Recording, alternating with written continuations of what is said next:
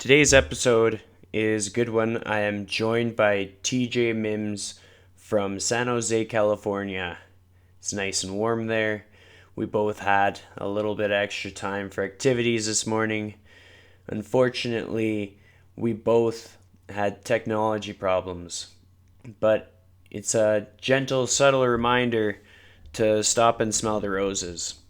How often do you just go out of your way to make time to visit with people in the morning? And I know I say this a lot, but I think it's important. So if you hear this, just get off your butt, call somebody up, visit with them. You don't need to be planning for business or anything. Just talk. I think it's important. Thank you for listening. Hope you enjoy.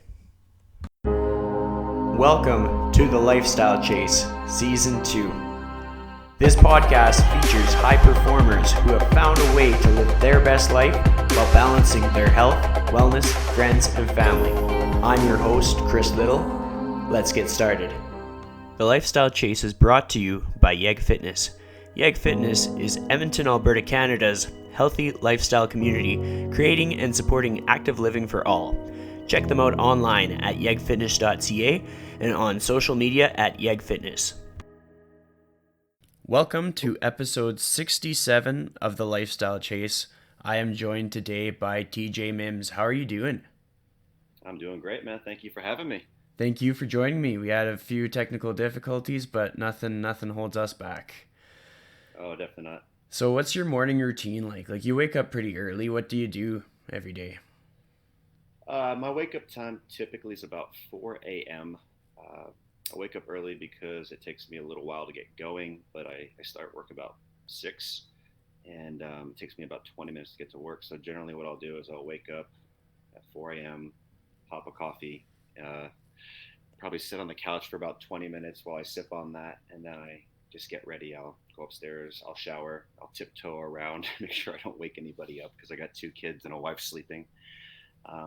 Take my shower, um, get all my stuff for the day, whether it's a protein shake or a meal, all my clothes. If I'm going to work out, I like to bring a second pair of clothes just to make sure I don't smell when I'm training my clients. And then, yeah, it's not too hectic. I give myself plenty of time, but I get up pretty early. Yeah. What's your favorite lift in the gym? Favorite lift is probably the one I can't do that often, which is deadlift.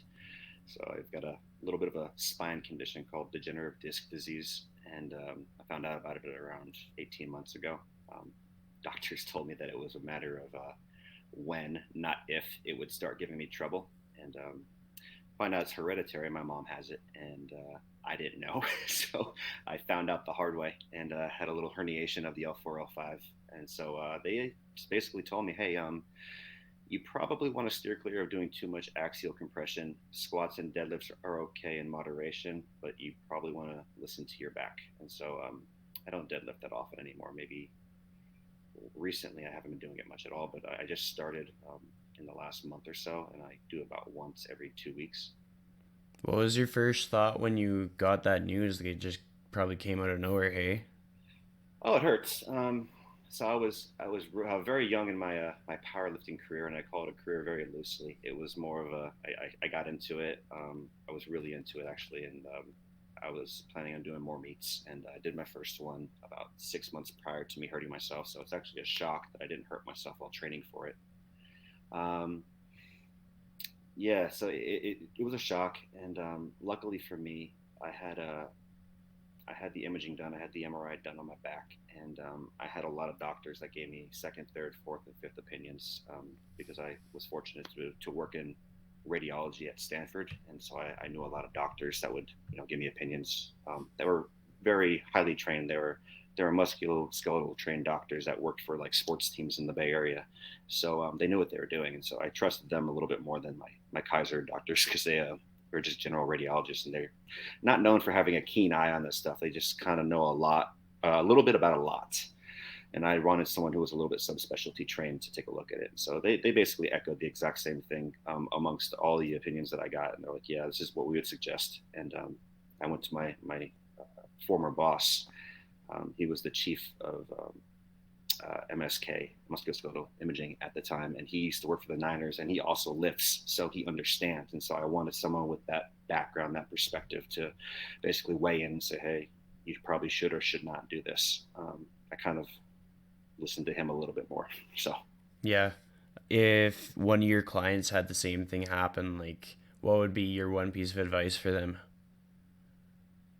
uh, train in a way that allows you to feel good rather than using your ego to continue lifting and possibly hurt yourself. Because, you know, you may in the moment want to train and do a lift that you love, but ultimately, if you think about it, is it worth it down the road? Is it worth it to not be able to stand up without pain or possibly run around and play with your kids? You don't want to feel like you're 50 or 60 years old when you're only 30 or 40. That's not what we get into fitness for. So there's always a way to get around these ailments, and you got to choose exercises that obviously don't make or magnify your problems. I mean, they don't make them any worse. So, Yeah, agreed. So tell me a bit about your entry into the fitness industry. Like what sparked the mhm. idea that you wanted to have a career in this and just completely change what you're doing for work? um, so I think it was 2012. I had just gotten married, and if I'm going to go back in time and give you the whole backstory, I recall. Uh, First, let me go back to my teenage years. I played football and baseball and ran track in high school. I was casually in the gym. I didn't know what I was doing, like most teenagers. And that continued on probably until my mid 20s. I'm 34 years old for some context here. And I honestly would hop on program. I would never stick to anything. I didn't know anything about nutrition. I didn't know anything about supplementation. I didn't know anything about progressive overload. I didn't know what I was doing, but I just wanted to go to the gym because you want to go to the gym and look good. And I've always had that in the back of my mind that I was athletic, but I didn't really have the body that fit it, and I didn't know what to do. So in 2012, after I had gotten married, which my wife jokes with me about a lot, she's like, "Why did you choose to start working out after we got married? She's like, don't you usually want to do that prior to getting married so you can get the girl?" I was like, you know what? I'm a little backwards, so I'm going to do it this way. And there was another motivation that was pushing me to do it. At the time, I actually had an interest in going through the police academy and becoming a cop, and I realized I needed to be in better shape for that. And, I was pretty much in terrible shape. I was 27 years old, and I had just started working or stopped working in restaurants and bars. Um, Probably about 2 years prior. And if you've ever worked in the service industry, working in restaurants and bars, you eat a lot of terrible food and you drink a lot. And my body showed it. I felt terrible. I looked terrible. And I wanted to change things. So I started working out. And it started with me hopping on some bodybuilding.com canned program, which, they're not great, but, at least they get your foot in the door to do something, do anything. And the program was very regimented, and I followed it to a T. And after the initial 12 weeks, I went from a very skinny fat 195 pounds to about 165 ish. I lost about 30 pounds, and that was pretty much my base of muscle that I had prior to actually getting into this. And I actually got really really into it just because I saw the results. It was really motivating. So I would oftentimes, after that program was over, I would bury my head after work in pretty much as much literature and as much research. And I would pick the brains of people that I knew, that I trusted, that they would steer me in the direction of the right people. And luckily, they pointed me in the direction of people that have pretty prominent in the fitness industry. And there's so many of them that I can't count, but guys that generally are all grounded in research and evidence based. And you could easily go down the rabbit hole and probably start picking up stuff from people who you know don't have the best reputations in the industry, but they're wildly popular with the general public. And luckily, I did not. So because of their approach and because they were very science based, I often tried to dig up as much information as I could to learn how to do this, how to build muscle, how to lose fat. What about supplementation? What works? What doesn't? What's useless? What do people often use that they shouldn't? Studying nuance, which is something that I always tell my clients not to worry about, but I was studying nuance about it, and it just really intrigued me, and I didn't want to stop doing it. And then I realized probably about 6 months in, um, 6 months after the actual initial 12-week program, that this was something that I wanted to do long term. This is something that really has my attention. This really has my interest, and I could see myself doing this, for a career. And that pretty much began my transition out of working at Stanford and beginning a side hustle, as I called it at the time, into what is now 3 years of a full time business. And that is pretty much it. I like it. What was your self-talk like when you were like, what was your lightest weight? You said like 160, 170. Probably about 165, I think, when I finished my first cut. And so what do you So that weigh was, now? I stepped on the scale this morning at 195. So that's I'm about 30, fairly 30 pounds substantial.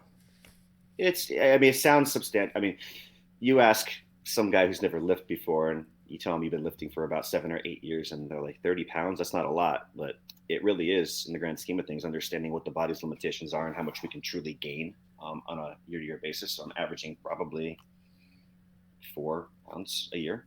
Yeah. 4 pounds. I probably made a lot more my first year because I think after my first or second bulk, and then I cut after that, I think I was down to like 180 ish. Yeah. So I gained a lot up front, and obviously it tapers off as you get more experienced and your body becomes more acclimated to the stimulus. So yeah, so about 30 pounds in about 7.5, 8 years, and yeah. So how did the self-talk kind of change like from you when you were at your after your first cut to you now today? My self talk. Yeah, like your inner voice. Like I think we all kind of go through different phases where it's like we say things that we can do, and then all of a sudden we go through all this shit and we make this progress, and then all of a sudden we're saying totally different things. And I'm just curious to the contrast for you. Yeah, I mean, it's a complete shift in mentality, that's for sure, because it was something I had never accomplished before in my life. So I always wanted to be in shape. And when you finally get in decent shape, you're like, wow, I didn't ever see this coming. I didn't think I could do this. And so for me, that in itself was motivating enough to continue the cycle. And because I was learning about a lot and I felt I knew how to do it, and through trial and error, and treating yourself like a lab rat, you start to realize what works and what doesn't. um, it was just something that I knew that I wanted to do. And so um, part of me was, I want to get to a certain size that I envisioned probably when I was younger. And that is pretty much what my goal was going to be. Like, I don't care if it takes 2 years. I don't care if it takes 5 or 6. I don't care if it takes 10. I'm going to do it. So I've been on this, fitness journey for the last 7 years. And for me, it's just been one stepping stone into another. And, you know, it's been great. It's been great. I love it. And yeah. It's rewarding in more than just physique, as I'm sure you'd agree. But then we're doing our own journey, and we're like paving the trail for our clients. Hmm. But our clients often take for granted the fact that like we have a lot of like demons and challenges and obstacles that we're trying to overcome at the exact same time as them, whether they're brand new, whether they've been like in the gym for years, like couple years, whatever. But like Yeah. how how do you communicate to them to get them to really understand that like you're in this together? Yeah. So I think the best thing I could do for my clients is to be completely transparent about what I struggle with. And to some degree, it makes you more relatable. And I think people trust you a little bit more because it shows a vulnerability that maybe they don't expect from a trainer. Just talking about, hey, I have trouble with nighttime eating too, or I sometimes, have this, body dysmorphia where I feel like, I look a lot worse than I really do. I don't, but I don't think I do. But just being very open about stuff like that um, will help a client, because you can, one, use your personal experience to help them guide them through the journey. And two, it allows them to see that they're not going to be perfect, because even the people that they look up to help get them into shape are not perfect. And there are going to be bumps on the road that you're going to hit, and you're going to have to be okay with it. Like, people will freak out over the smallest stuff, not even big issues, not even like I'm constantly just like, looking at myself and hating how I look, or people with the negative self talk and all that stuff. But like small stuff, like I gained a pound from yesterday, and, explaining to them how the body works and how fluctuations in water weight and body weight can happen, way more than 1 pound on a day to day basis, and what contributes to that. And one of the things that contribute to it that I always tell people, I'm like, it's stress related. It could be stress related. Like, obviously you ate everything the same and you're worrying like crazy about this. Maybe you're not sleeping enough. Maybe you're not recovering, but you can hold water because it's a lot of body on your, or a lot of stress on your body. It's just the way it is. So my suggestion to you would be to calm down, relax, realize it's part of the process, and realize you didn't gain a pound of fat in one day. Like, you ate your normal diet. And just small stuff like that will help go a long way. And I find it a lot more with my newer clients, because obviously you have to break them of all the old thought processes and mentalities that they had. But it's something I enjoy, because I think helping people through their struggles is probably one of the most overlooked aspects of being a coach. And one of the other overlooked aspects, I believe, which plays into them actually listening to you when it comes time to actually explain why your body did what it did, is a trust between coach and trainee. And I always tell my trainees, even before I start working with them, and I lay it down as simply as I can on the table. I say, if you don't trust me, if you don't have 100% trust in me or whatever trainer you work with, do yourself a favor and find someone that you do, because you're not going to get the results you're looking for. If you can't trust me, you're probably not going to listen to me, and ultimately you're not going to get the desired effect that you want. So you need to make sure that you're comfortable with who you work with, and if not, you'd be better suited probably looking elsewhere. And honestly, it's a startling kind of admission sometimes, and I think people are a little bit taken back. But for the most part, like, I think everyone appreciates that, because it is transparency, and I think transparency is huge, whether it's about your business and the way that you work with people, or whether it's the approach you have towards fitness.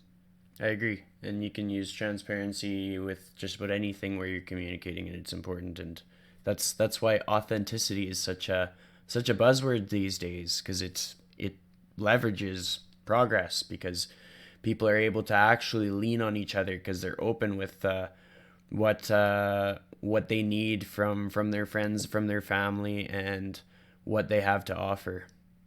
Yeah. So, looking back to, let's say, like when you were 12, 13 years old, what was life like? Like, what did you think was cool? What did you do? What was school like?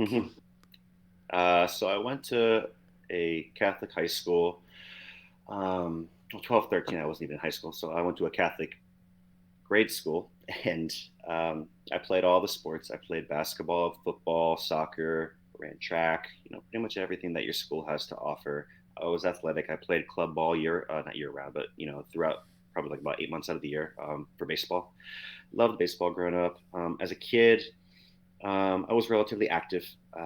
I was fortunate to grow up in a neighborhood that had a lot of kids that were my age or around my age. So my backstory is, my dad was in the military, and he was in for 20 years, and we lived at this place in California called Moffett Fields, where essentially it's just families on top of families that are all in the military, but they're all around the same age, and they all generally have kids. And so we all lived in this nice community with a big open park where you can play football, baseball, a big neighborhood game of manhunt with like 20 people. Like, I was very active growing up. I was running around all the time.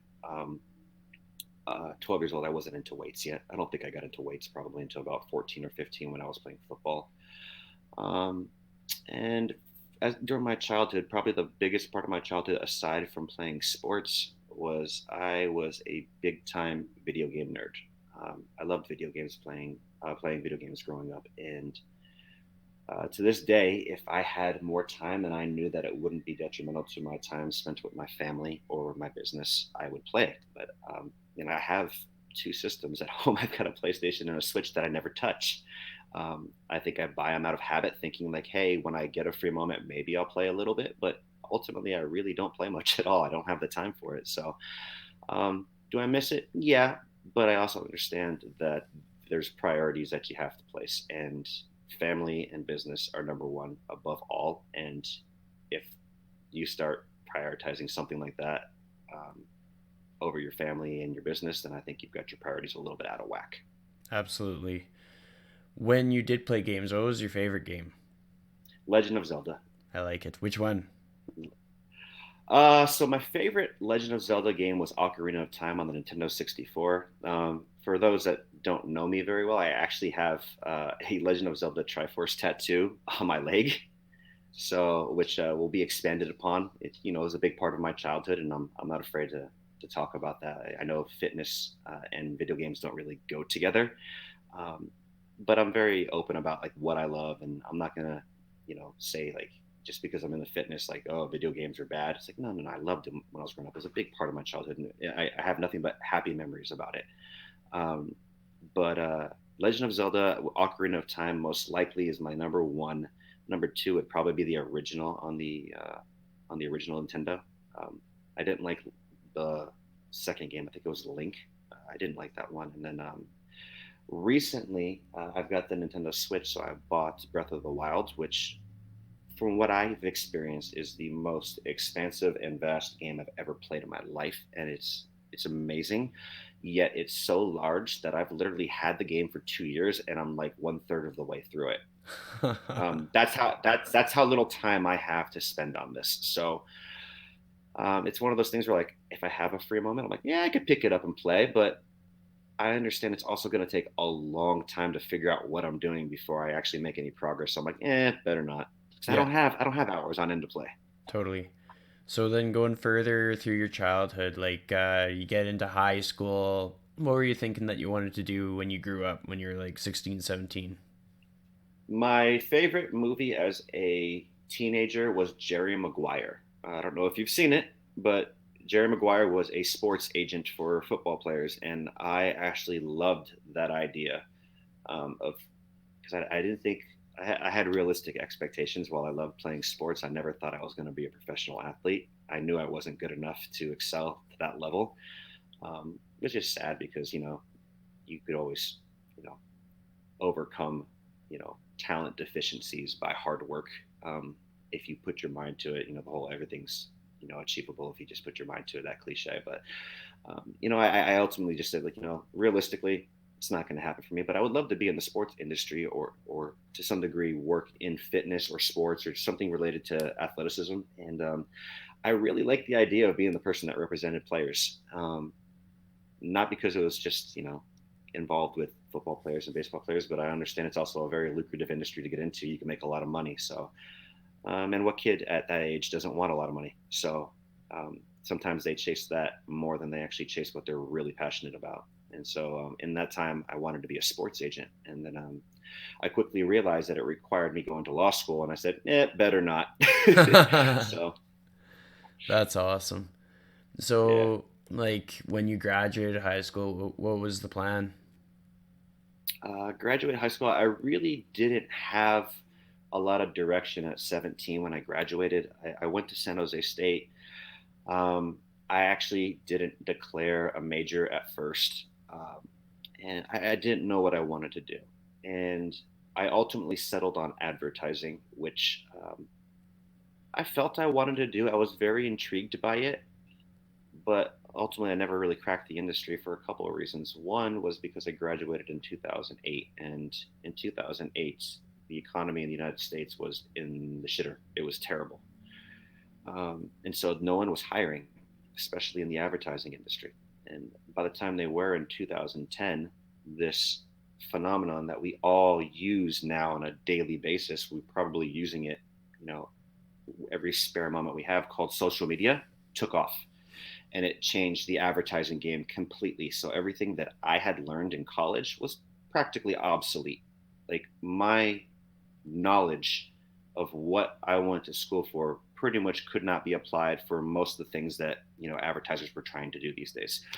And so it would either require someone taking a leap of faith that I could learn on the job, or me going back to school and taking courses on branding and social media for or branding and advertising for social media, and which I had no experience with. And I was like, I'm not going back to school now. So that's when I stepped foot into working at Stanford, and that lasted 7 years. So how'd that happen? Like, what was the catalyst to stepping foot in Stanford?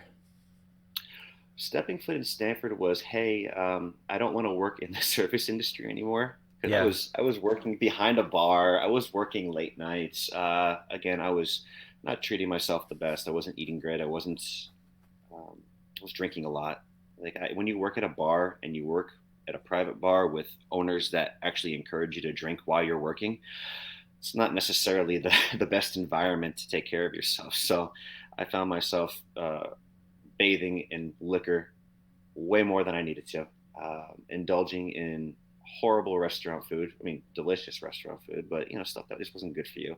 And I wanted to get out, and I didn't care where I went at that point. Literally, I was like, I'm 20. It was about 10 years ago now. I was about 24 years old. I'm like, I just need a job. I need a normal, steady job. And I was fortunate that I had a friend that worked at Stanford that was vacating a position because he was getting a promotion, and he was very highly regarded. So when he said, "Hey, I've got a guy that might be a good fit for this position," um, his boss listened, and she kind of snuck me in the back door. She's like, "Hey, Joe, bring TJ in. Let's get him interviewed. I'll run him through some tests, and let's see if he's good. Then we'll sneak him in the door." And that's ultimately what happened. And I ended up getting that job, and I moved into a different position about a year and a half later, and I stayed in that position until I ultimately left about 5.5 years later. Honestly, it was literally just a job at first for me. It was like, I just need something steady, because I want to get married.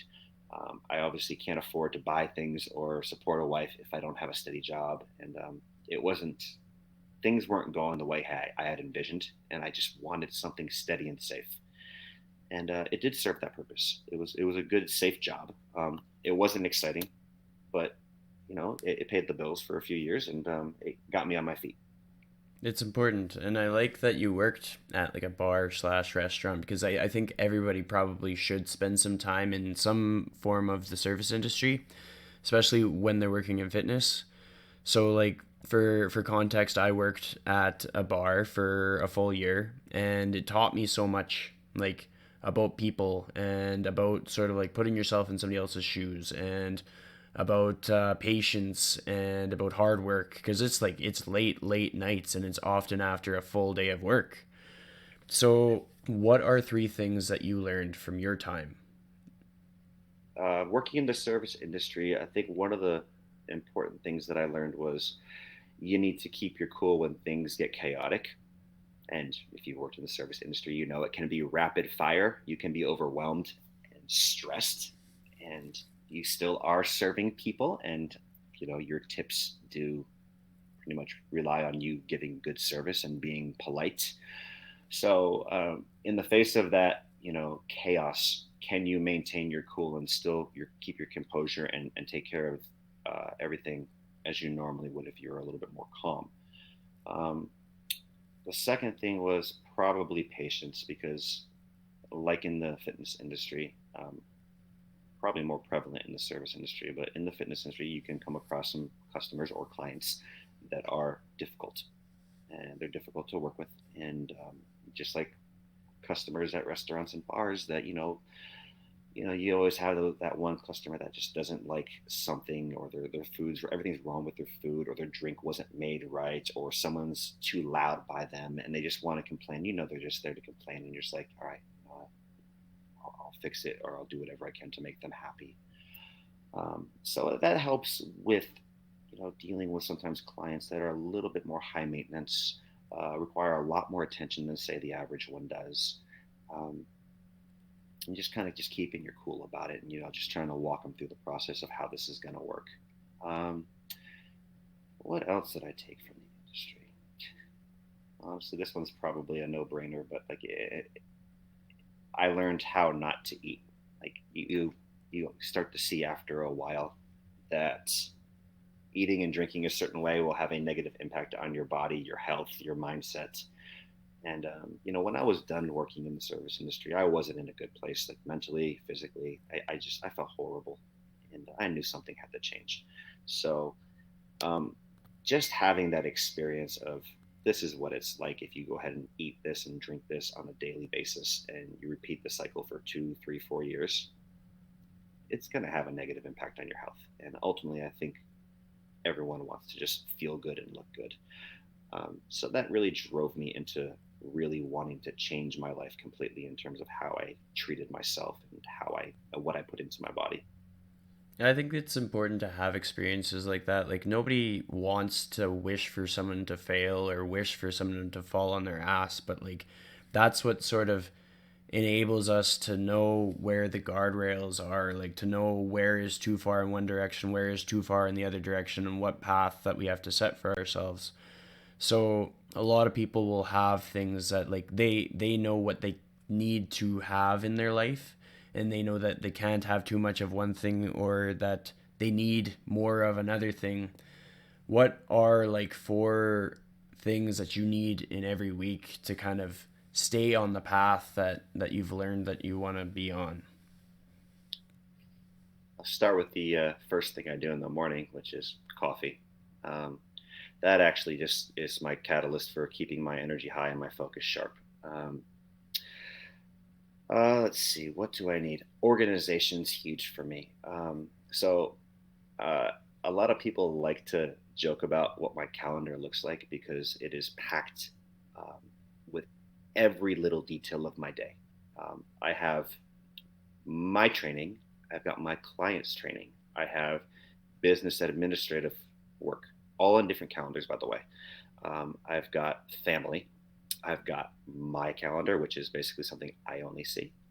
Um, I've got a variety of things. And when you look at my calendar, it's like literally like there's maybe a couple gaps. Like I put notes on there to, hey, I have to pick up my kids, or I have to return my son's library book, or I've got to go pick up dry cleaning, stuff like that. And organization for me is probably what keeps me sane because I'm constantly thinking throughout the day, and especially when I'm with clients. And when I'm with clients and I think of, oh, I've got to do that later, I pull open my phone real quick and just write it in notes because I know if I don't, because there's so much going on, I'm gonna forget it. And ultimately, that leads a little bit more stress if I forget that this is what I had to do today and I forgot to, and now I got to push it off till tomorrow. And if you keep pushing stuff off, you have more tasks that are going to pile up as well, and it just becomes like an overwhelming task of things just that you haven't gotten done. And so I'm very schedule oriented. Um, let's see. I think eating healthy is probably something else that helps me get through the week. Eating in a way that I feel maximizes on my ability to focus, my ability to train, and ultimately just feeling good at the end of the day. Because when I get off of work, I still have clients that I have to work with, whether they're online or whether I have clients that are texting me. I've got two little ones at home that I have to take care of to make sure that I'm sharp when they're around. Because if dad's tired and the kids are getting out of hand, it's going to be a little bit harder for me to actually step in and make sure that they're behaving properly. And of course, for my wife as well, because she deserves to see me at least somewhat coherent when she gets home from work. Because more times than not, I actually get home from work before she does. I'm an early guy and I get off around like 2 o'clock. And I work a couple evenings a week, but ultimately I'm home when she's home. I'm home much earlier, and then she gets home and I'm already here and I've already taken care of the kids, got dinner ready, went grocery shopping, playing Mr. Dad pretty much, Mr. Mom, Mr. Dad, whatever you want to call it. So just doing all the small logistics, and it keeps me sane. And then the last thing, and it's a thing that I stress um, to my wife, and I'm a little bit more transparent about these days, is self care. And self care could be a lot of things. It branches off from just treating yourself good by eating food. It's taking time for yourself to decompress, so you can have like a reset. If you, for myself, if you have a lot of thoughts that go in your head and you struggle sometimes to find the balance between family and work, and leisure, and that time to decompress. Finding that balance and having someone to talk to, my therapist, is a great outlet for me. It keeps me mentally sane, and I know a lot of people don't like talking about it, but I think mental health is a huge thing that I think we overlook. I think when I start telling people that, I go to a therapist once a week, they're like, "Why? Like, you're not crazy." And I'm just like, it has nothing to do with being crazy. It has everything to do with me making sure that everything, all the thoughts inside my head are a little bit more organized, and I can have someone help, talk me through, the healthy way to kind of get through how chaotic life can be sometimes, and understanding that there's balance and how to achieve that the best way without sacrificing work or family or leisure, to ultimately just be the happiest person that you could be. So I always tell them it's preventative. Like, I need someone to talk to because it'll help keep me sane. It'll help keep me moving. It'll help keep me happy. Um, and I think I think a lot more people should talk to therapists. I really do. But unfortunately, there's this taboo around the word mental health. So, Yeah, I'm on board with that. I would totally advocate for anybody to see a therapist. Like, it doesn't, you don't need to feel called to see a therapist. You don't need to have had something happen. You can totally do preventative mental health just like you go and you do workouts in the gym, or you try to get more vegetables. And like, honestly, it comes down to, with social media, like, you were in advertising, social media came in, then boom, advertising completely changed in how it was done. And then all of a sudden, as social media took over how we communicate with people, like, we can do a tough post, like something that takes a lot to type out, and a lot of people will leverage this to get some traction with what their new program that they're going to release. But say it's like somebody's looking for connection, and so they talk about something deep and meaningful, and it's very uncommon at this point for someone to like go over to their house or whatever, because we feel that full circle feeling because of what Instagram and Facebook and all that stuff is. Like, somebody can be like, "Hey, I got married," and then everybody's like. Nobody goes over and yeah. they're not like, "Hey, I got you flowers because my mom told me that you got married, so I needed to convey my excitement for you by connecting with you." And when somebody's like, "Hey, I quit my job," then everybody's like, and nobody ever goes and says, "Hey, like, I do you need me to bring you some food for the week? Like, I know you're gonna be hustling for new work." Like, it's all these things. It's crazy. We take them for granted. Yeah, I think it's big right now because a lot of people, I feel, are disconnected from the personal relationship side of things because of social media. Like, it's like we're numb to the fact that social media has kind of desensitized how we interact with each other, and how you sometimes just hitting a like button or a quick comment, um, isn't enough for the people that are really truly close to you and that you care about. And I feel like it puts a little bit of a wedge and creates a little bit of distance that we never had before social media. I saw a lot more of my friends prior to social media becoming a big thing, and maybe it was a product of me being in college and having a lot more time on my hands, because we all have families now and we all have jobs. And but you know even so, I feel that if we had all the time in the world to see each other, I feel it wouldn't happen nearly as much, because there's this ability to connect with people via social media. And to a degree, I feel like we feel that it allows us to not have to see people in person. So, um, I'm probably guilty of it as well. I think it's one of those things that I probably should try to pull myself away from, and make sure that when I have time to go see my friends or go see my family, my parents, instead of just sending them a text. Text isn't social media, but like, text is huge. Like, people don't even like getting phone calls these days anymore. Like, have you ever looked at your phone and like you actually got a phone call and you're a little bit annoyed that they didn't text you first? Yeah, yeah, that's a thing Yeah, now. it's so weird. It's so weird. It's So, and I think it just plays into the whole social media thing too. It definitely translates over, and we just we're very, in a way, we're very selfish with our time now, and so we basically use social media and text to quick reach out. But hey, I don't know if I'm going to make the time for you, and I'm definitely not oblivious to it. I recognize it's a problem, but I think we all could be a little bit better at trying harder to reach out to actually see people more frequently and do things for people that we care about in person rather than just saying, "Hey, happy birthday" on Facebook. Yeah. Well, I mean, that's why I tend to bring this up often with a lot of different podcast guests. The goal is really to just like kick people in the ass and be like, hey, like, check yourself before you wreck yourself. Like, it is true. I think Yeah. Oh yeah. so many different people in our lives, like people's parents, their grandparents, their kids, their nieces, nephews, like everybody's guilty of it. It's no sense like pointing fingers, but if we're self-aware enough to be like, okay, so like today I'm just going to make a simple goal of like talking, like having a meaningful conversation with like two people, and be that face to face, or maybe I'll like push my boundaries and go from text to phone call. Like even just like a voice makes a big difference. But like connecting in person, like the handshakes, the high fives, like all that stuff, if you collect that like you're collecting Pokemon, like you're going to be living a Mhm. life of abundance. It's crazy. Right. Yeah, fulfillment, and honestly, it's weird because I think a lot of people don't recognize just how much fulfillment you can get from actually just making somebody smile.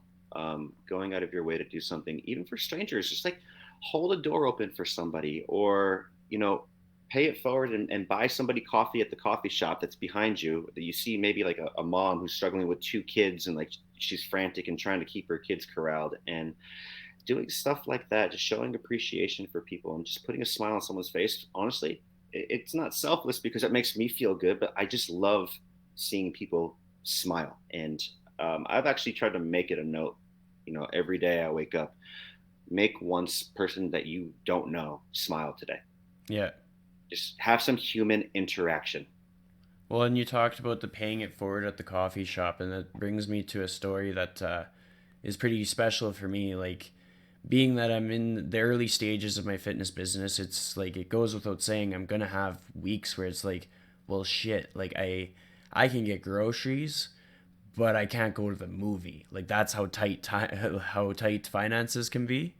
And so like there was one day I just needed to pick me up, and I went through the Tim Hortons drive-through, and I thought, okay, I'm gonna get 10 Timbits and a coffee. That's like $6. That'll be fine. We're gonna be all right. That'll cheer me up, and I'll have a good day. And so I'm going through the drive-through, and it was like the longest lineup ever. And I had this like black tinted out Audi in front of me, and I was like, okay, well, I mean, like that guy's probably buying for his company or something. Like, I wonder what his day's like. And then we're proceeding along, and I'm thinking about like, oh, okay, like what am I gonna do with my day? I think like it's essentially when I get a day that's slow with clients, my biggest mission is to make it feel like a productive day, because like my business is sustainable. I have enough clients, but I also want to feel like motivated and complete and fulfilled Mhm. on those quiet days as well. And so this was going to be the Kickstarter. We get to the pay point, and the dude, like, he was at the window in front of me, and he looks in the rearview mirror, gives me a nod and a wave. I'm like, oh, okay. And then off he goes. I get up to the window, and they're like, yeah, he paid for you. And I was like, holy shit. Like, so 3 years ago, this stuff was happening all the time. Like, I was working for a company where I would do the coffee runs, and the Mhm. bill would be like $30 because you're getting coffee for like 8 people, you're getting a dozen donuts, all these things, and I wouldn't think twice because oftentimes I'd be sent with a company card or something. But in this moment, that really affected me. I was like, wow, like I needed that. But then Yeah. I like kind of stopped in my tracks, and I was like, okay, I'm gonna pay for the bill of the person behind me. And I was like crossing my fingers. I was like, don't be more expensive, don't be more expensive, don't be more expensive. And it was like 20 cents cheaper than what mine was. But it was just like, even even though we think we need help or we need somebody to do something for us, there's always, always, always going to be somebody that can benefit from us too.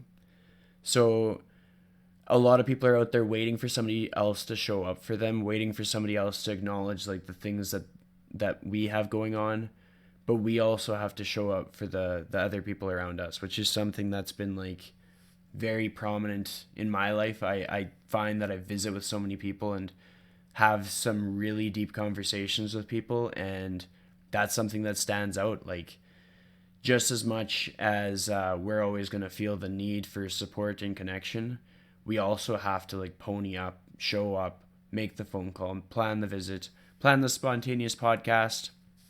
That's Hmm. why I'm so spontaneous about this stuff. Like, I was like, I don't need to have a second podcast in this week, but I'm just going to because I feel like it, and I'll feel better, and I'm sure TJ will feel better. Yeah, well, thank you for having me, man. Well, it's good. It's helping us feel that abundance. We're like learning more about each other. Like, how else would we have this opportunity? And then our friends are gonna listen to this and be like, damn, like that those guys got a little bit insightful on that one, hey? Yeah, yeah, they did absolutely, and quite honestly, it feeds into the I didn't have work today because I'm actually staying home to drop my kids off at school and all that, but I feel the need to be productive, and Yeah, so this is a great kickstart to my day. Doing a podcast, and then I'll do my online client check-ins a little bit later. But like I don't have anything in person today, so I'm like, it could be a really lazy day if I wanted, but no, I'm gonna fill my day with as much stuff as I can. absolutely. So I'm curious about how did you meet your wife? Like, was it like a really romantic first encounter? Uh, so I met my wife surprisingly when we were 19, so about 15 years ago. Um, it wasn't anything romantic at first. It was I'm sitting behind her in poli sci class, political science, and I was probably that 19-year-old dude who was probably creeping on her. Definitely wasn't anything romantic at all. I just, was attracted to her, and she would walk into class, and she was with some other guy who actually ended up being one of my friends. Um, and One thing led to another after a while with the glory of social media and MySpace, and I started connecting with her and talking to her, and I found out that she actually was good friends with someone that I went to elementary school with, which made it even more complicated because I dated that girl when we almost got into high school. So she was good friends with one of my ex-girlfriends from a long time ago, so far removed that you would think it wouldn't be a problem, but she felt compelled to ask her friend if it was okay if she went out on a date with me, which seems like the right thing to do, but it made me a little nervous because I'm like, oh wow, so my ex girlfriend completely has this relationship, in her hands. Like the fate of it is like she could just say, hey, yeah, I'm not comfortable with you going out with him, but she was cool with it. And then we started dating um, around 20 years old, and I think we have lived together since I think 22 or 23. So it only took about 2 or 3 years for us to actually move out, get a place, and live together. So we lived together for about 4 years prior to getting married. And the rest is history. We've been married for 7 years. We have two kids. Um, and we've been together, it feels like forever. Like it's been almost half my life. That's awesome. What's the Yeah. toughest thing that you've ever had to do? Like, I'm talking in terms of like Monopoly games, building IKEA furniture, stuff like that. Like everyday obstacles that you kind of were like, okay, What things I'm not good at? well, Things that just are a like struggle for me. teamwork stuff. You and your wife having to do something together. Things that took like Uh, resilience and grit, but it was just everyday things. Like, do you cook together? I cook. I'm the cook in the house, and I enjoy cooking. And I have to eat some food, and you're gonna prep it yourself. You better make it good. Why would you feed yourself some subpar food? My wife does not cook much. She bakes, but she does not cook much. She can make simple meals, but she prefers that I do it, and I kind of do too. So I've taken over the reins of that. But in regards to like struggles that we have, I think the hardest struggle is just juggling just the complexity of being a parent and being a business owner and all the small logistics that go into everything and remembering everything. And again, that probably ties back into why I'm so organized, because I'll forget all of this stuff. But on a day-to-day basis, I think the hardest thing is remembering every little thing that involves our kids, or keeping things up around the house, or buying groceries, or feeding the dogs. I've got two dogs. And returning library books, taking my daughter to ballet, remembering what shoes she wears at ballet, and all the small stuff. Like sometimes it's just so much that I forget before I take them, and I'm like, oh wait, I got to get that, and it gets a little overwhelming at times. But it's not too bad. It's just one of those things that I have to be organized with, otherwise I will forget something. And there's nothing worse than sending your kid to ballet and you forgot her shoes and they don't let her in class. So Totally. When you knew yeah, that you were going to be a dad, what was your first emotion or thought, or like what were you saying to yourself at that moment? it was probably something that I always wanted to be a dad, but deep down inside, I kind of felt like it never would happen. Not because I really didn't think it was going to happen, but like it's just one of those things that it's hard to believe until it actually happens to you. Like now I joke about it. Like I think it's comical that you know I'm considered a dad and a responsible adult. It's just weird to me because I know what I was like when I was a teenager, and it doesn't feel too long ago. So it's like, am I really a dad of two kids? I got a 6-year-old and I really have my own business. It's just weird to me. But when I first had my kids, or I first found out I was going to be a dad, it was actually the day before Father's Day. And it was June 15th of 2013. I still remember the day. And I remember going to Father's Day the next day at my in-laws' house, and we all got together for a gathering. I believe my parents were there as well. And it was enjoyable for me to be able to celebrate with my dad that it was his Father's Day, and it was my father-in-law's Father's Day. But it was a little bit painful in a way because I'm like, I wanted to tell somebody, but I'm like, we just found out, we can't say anything yet. Like we don't even know if like this is gonna stick, because you're so early in the pregnancy that like anything could go wrong.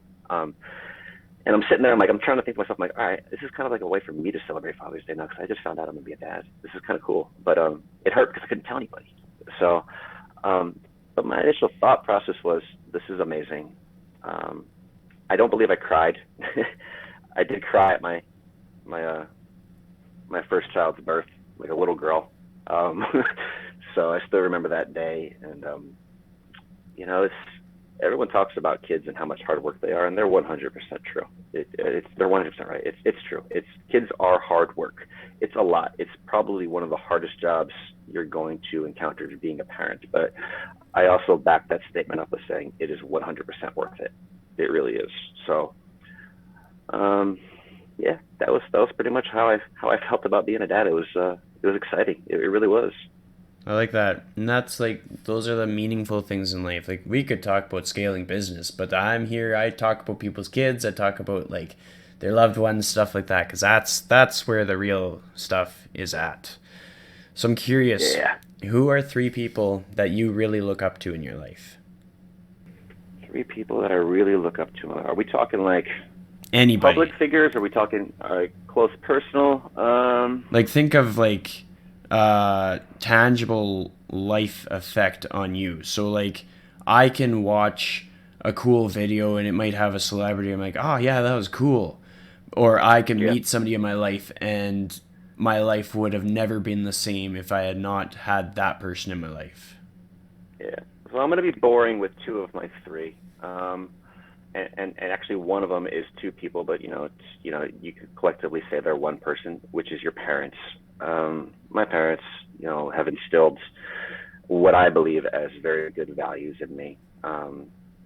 And the way that I was brought up, in a disciplined environment, because again, my dad was in the military, it kind of molded who I am today. I'm very big on discipline. I'm very big on manners. Yes and no, Yes sir, no sir, please, thank you. My kids say it all the time, and they're young, and it shocks people sometimes how polite they are. But I'm like, no, it's a big deal. Like how you interact with other people says a lot about the person that you are. And so, not to mention just the various other values that they instilled in me, whether treating people the right way or always doing the right thing. Um, so that is probably where my foundation comes from. My number two is also another pretty obvious answer, and that's going to be my wife. Um, she is the glue that holds everything together. We talk about those logistics that I often struggle with, and she's a master of it. She's uh, incredible at keeping me on task and making sure that I don't forget certain things that I may not be doing as frequently as her. And so she's got a little bit more experience with like stuff with that involves the kids because she drops them off at school in the morning, and she does a lot of the you know buying their clothes and making sure that their school stuff is all organized, whether it's fundraisers or book drives or we've got a PTA meeting this week, stuff like that. So I often forget a lot of this stuff because quite honestly I'm focusing on business, and so I generally don't give it much thought until she brings it up. But she's also been my rock. She's been incredibly supportive throughout our entire relationship, about stuff that's really deeply personal, like issues that I've had, stuff that any person could easily just say, screw it, you're not worth it, you're like damaged goods, I'm just going to leave you. I've struggled. I won't say I've struggled with addiction, but I have an addictive personality, and I've had issues with medications before in my past where I would actually take them far more frequently than I should. And my wife was there by my side, putting up with my bullshit for a long time, and she dealt with it, and she stuck by me, and she helped me work through it. And I did it to her on multiple occasions. This is dating back to my mid-20s, and probably till about 30, 31, I had some issues. And I'm also transparent about that as well with my clients. I always tell them, like, these are struggles that I've had. This is who I am. I'm not this person anymore, but this could come back. Because if you have that kind of personality, that's always a possibility. But she's always stuck with me, and she's always been supportive. And even though I've made a lot of mistakes, she's never wavered in her confidence that I would actually get through it. And I can't thank her enough for doing that. So she keeps me grounded. I would say my number three is probably a toss-up. If I want to go celebrity route, like I have a couple people in mind. Like one's actually a celebrity, the other one's more of like a quasi-celebrity in the entrepreneur world. Your favorite all-time person. Like I love The Rock. I love everything he stands for. Besides the fact that he's jacked out of his mind, and he does wildly entertaining things like WWE back in the day and all the movies he's put out. Like if you ever follow him on social media, the guy just exudes positivity, and he loves making people smile. And I think, coming from a guy of that stature, like the impact that he has, like he uses that platform to help people and to show like this is how we should be interacting with each other on a day-to-day basis. Like he'll stop his car because he sees fans. Sorry, not his car, his pickup truck.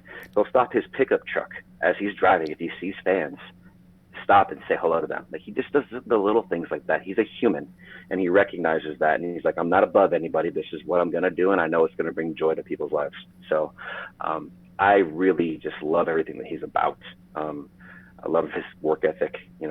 His work ethic is, if you ever seen some of his workouts and like what time he gets up at, and how he diets, the guy's insane. He really is, and I think everyone could probably learn a thing or two from him. I agree. That's a good pick. I like the thing about The Rock that stands out for me is like there's a quote where he's like he had $7 in his pocket or something like that, and he didn't know what he was gonna do, and that sticks to me. It like reminds me of my times when I'm like, okay, like what am I doing? Like I used to have a lot more money than this, and like now we're budgeting grocery trips, and like we're hoping that the mortgage is gonna be paid. And it's like, yeah, you look at people like The Rock, and He dabbled in the CFL, like not even the. We're talking Canadian Football League, and that doesn't get much of a reputation around like North America as much as the NFL does. And that was one of his like obstacles was CFL and seven Yep. dollars in his pocket. And it's just all these things that I kind of reflect on. And yeah, so I totally agree. That would be one of my people too.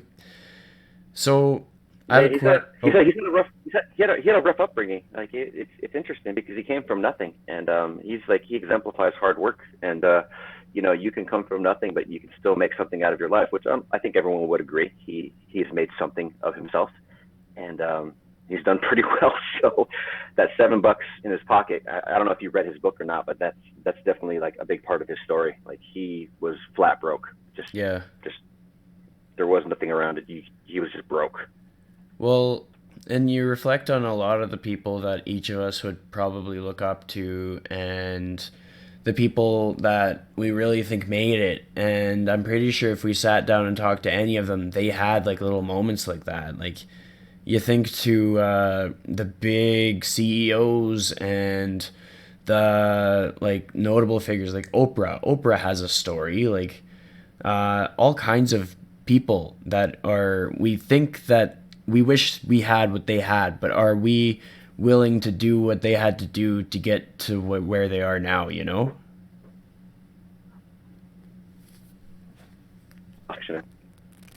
you cut out a little bit, Yeah, absolutely. Yeah, it's a little bit. It's a little choppy right now. but I'm going to segue into the last question, and it's the question that I ask all of my guests. And if you Hmm. could give one piece of advice on how to live your life to the fullest in the most authentic way, what would that piece of advice be? Be yourself. Don't try being somebody else. You be the best version of yourself. You are perfect the way you are. Don't try to. It's fine to look up to people and want to exemplify traits and features that they have, but make it true to you. Be authentic. Um, Honestly, too many people are trying to be something that they're not, and I feel that they're just robbing themselves of true happiness because they feel that they should be a certain way, and instead of focusing on the things that they currently, the things that they love and the things that they want to share, and instead they branch out. And they're like, well, I want to be exactly like this person, and they become someone completely different, and ultimately find that they're not happy. So be the best version of yourself. Everybody else is already taken. I love it. So I want to thank you for joining me, and Thank, we'll catch you soon. thank you, Chris. It was a pleasure, man. Thank you so much.